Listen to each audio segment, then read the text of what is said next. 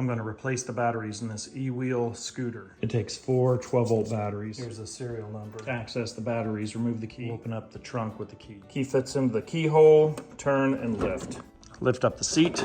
Remove this plastic tray. The batteries are underneath the tray. With a 10mm wrench, remove the 2 10mm bolts. Remove the bolts and the bar that holds the batteries in. I made this plastic plate, so yours isn't going to have this one. We'll remove the first wire. We'll use a number 2 Phillips screwdriver and remove the screws. Pull the wire away.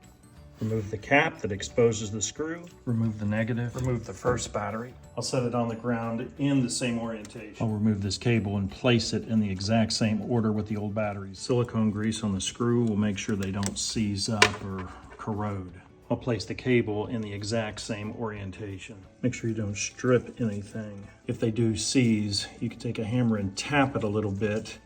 Just make sure that there's nothing that's going to strip out. This side's giving a little bit of problem, so I'll just tap it, make sure it's loose. Tap the top of the screwdriver with the hammer. This is usually enough to loosen everything up. Remove the wire. Place it in the same order. We can remove the second battery, place it in the exact same orientation. This cable goes to the negative, this one to the positive. Keep removing all the cables and laying them out. Remove the final ground. We've got all the old batteries laid out in the exact same orientation. We can start putting in the new batteries. Orient the battery in the same way. Put it in the same order.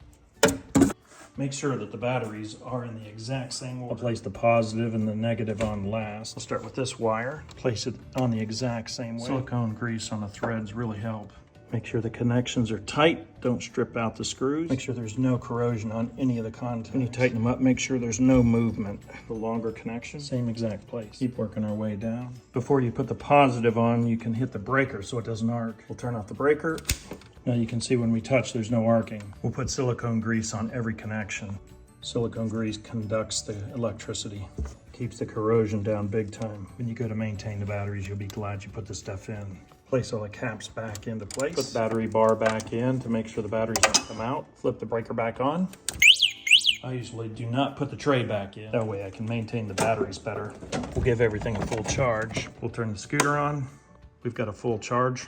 Nice to have new batteries.